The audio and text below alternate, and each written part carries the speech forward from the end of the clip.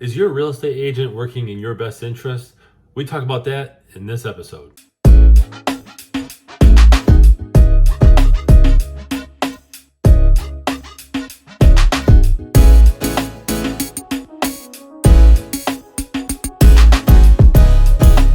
Welcome everyone to this episode of the Ask Jason Gelios show. I'm Jason Gelios, Michigan Realtor. Really appreciate you guys tuning in here. If you're new to this show, please go ahead and follow on social media. You're watching this on YouTube, hit subscribe and hit the bell so you don't miss out on this weekly show as well as other videos that I upload. So I want to share with you something. This is actually a great question. I participate in a monthly home buying class, and it's one of the best things that I do in my career simply because it allows me to interact with potential home buyers and get awesome questions. And so this is one that I get asked often, but I wanted to answer it in this show format today. So how do you know your agent is working in your best interest? Are they going above and beyond for me? Are they supposed to do what they're legally required to do? And are they really looking out for me? So one of the major things that you want to make sure that you are aware of and that your agent is aware of is due diligence. Are they working hard for you? Are they negotiating in your best interest? Are they not sharing your information as far as how much you can put towards a home, which we're talking about home buyers in this one, but are they keeping your information confidential so that you can get the best deal out there? Agents have to stick to due diligence, and this applies to many things that a real estate agent does. So due diligence is you have to do your due diligence as an agent to represent your client in the best interest. I talked a little bit about home buyers. This is also for home sellers, okay? You don't want to be representing a seller on a home if you're an agent and then sharing the seller's bottom line, what they'll accept, anything personal about them, like they have to move. Sometimes I've seen this where some agents will slip up on that just because they're so excited to potentially get an offer, and that's not right. You have to keep things confidential. I don't care what the situation is for the agent, okay? Whether they're doing one deal a year and they're desperate, or they're doing a bunch and they think it doesn't matter. Which, by the way, this isn't all agents, but it's a small select few that actually slip up here. So let's talk a little bit about home buyer agents, right? A buyer agent is supposed to represent the buyer in the best interest. They're supposed to negotiate for them, get them a good deal on a home, make sure that that buyer is happy and satisfied that they're doing the best job, okay? And they're also supposed to make sure that they move swiftly through the process, meaning not taking 2 weeks to get an inspection done, not taking 3 months to get the loan closed. You got to make sure that the client, the buyer, is going through the process pretty good. Now, we talk about sellers, right? You represent a seller and you don't want to actually dilly-dally, so to speak. You don't want to share their personal information that, hey, they have to sell this house, okay? Many times I see this where I call up an agent, I'm representing the agent, and I call up the listing agent and ask them if they have any offers, and I also share that I'm going to be sending over an offer to them. Now, the reason why I ask about whether or not they have offers on hand is because I want to know if I need to come in maybe a little bit stronger. If there's multiple offers, the buyer's agent should coach the buyer and say, hey, we need to come in a little bit stronger. Or you can call their bluff.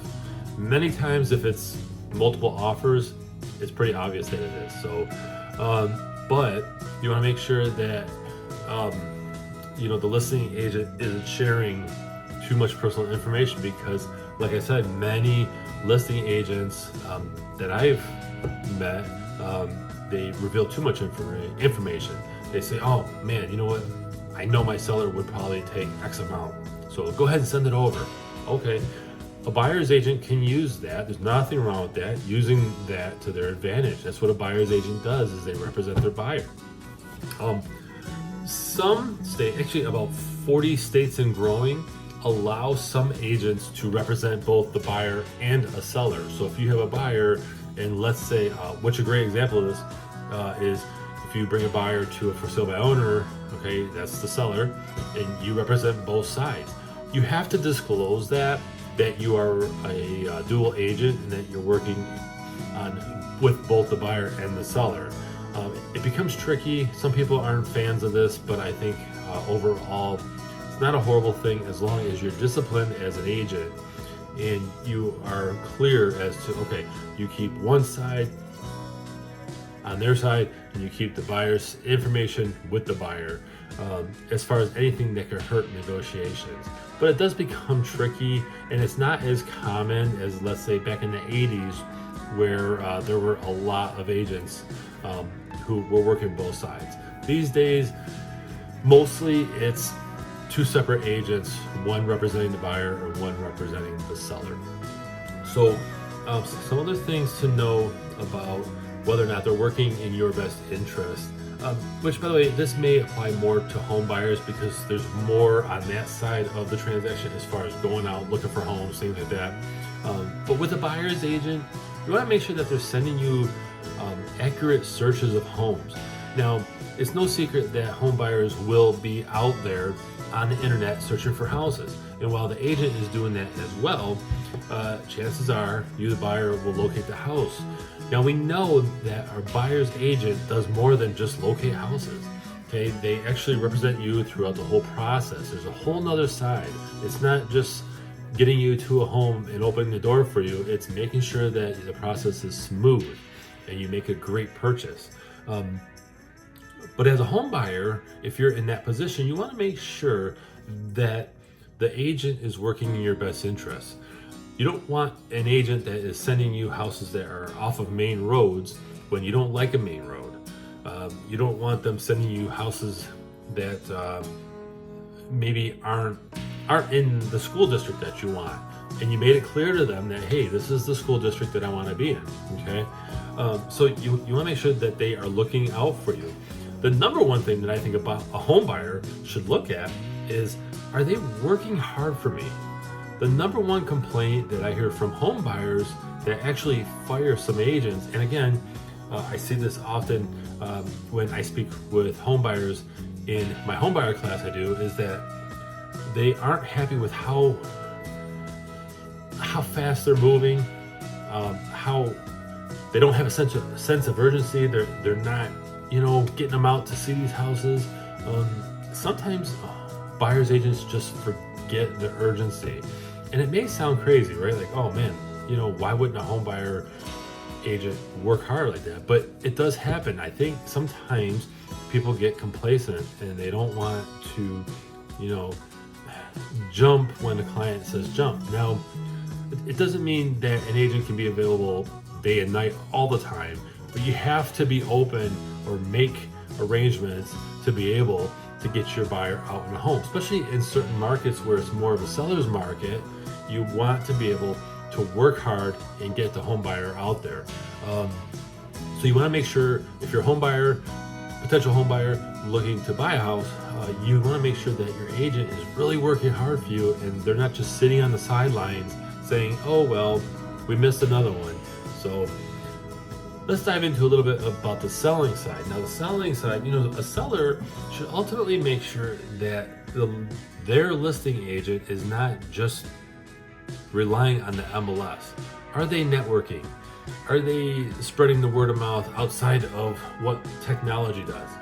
Okay, what are they doing to sell your home? Are they giving you a weekly activity? If the home is still on the market after 1 week, they should be giving you updates. Are they sending you feedback? Are they sending out feedback after every showing? Okay, there's all this stuff that goes on. We could dive deeper into this, but I just wanted to kind of touch on, how do you know that your agent is working for you? And I think one of the biggest things is just, do you feel good about them? Do you feel right? Or do you feel kind of sketchy, like, well, I really don't like what my agent's doing. They're kind of slacking, right? They're not doing well for me. What am I doing here, right? Or maybe they're just not getting the results that they promised when they met with you. So I hope you guys liked this episode, this is a great question that I get and asked. Share your thoughts in the comments below. Have you worked with an agent and maybe something popped up to where it made you feel uneasy or whatnot? Because one of the things that you have to kind of remember, although you don't have to accept it, is some people are complacent. Some people don't get up on the right side of the bed. Some people have a bad day, things like that. But if it's a consistent thing where you're not happy with your agent, then maybe it's time to look for somebody that is in your best interest and that you have a better vibe for. And I've said this before too, is it's not always a great thing to go through, let's say, someone in the family that is a real estate agent and they're brand new. They've done 2 deals in the past year. They're not well versed, right? But your aunt says that you have to use them or whatever the case may be, right? I've seen this often. I've gained home buyers where they went through their niece or their nephew or whoever, cousin, second cousin, because, hey, let's give them a shot. But it's your biggest purchase and your biggest sale in your life, in many people's lives. So you want to make sure that you are actually going with somebody that you feel comfortable with and that they are well versed in real estate. So I hope you guys enjoyed this episode. Again, share your thoughts in the comments below. Have you had an experience with an agent that made you cringe? Or did you have a great experience? You can share that too. So I'm Jason Gelios, Michigan Realtor. Be sure to visit it'sallabouttherealestate.com. Thank you for watching. Thanks guys for watching this episode of the Ask Jason Gelios Show. Did you know that I also have a podcast? Go to where you love your podcasts, where you love to listen to those podcasts, right? Search Ask Jason Gelios Show, or you can search my name, Jason, Gelios, and be sure to subscribe. Take me on the road with you, right? You can hit audio. I add episodes all the time. Be sure to subscribe to my podcast. Thank you.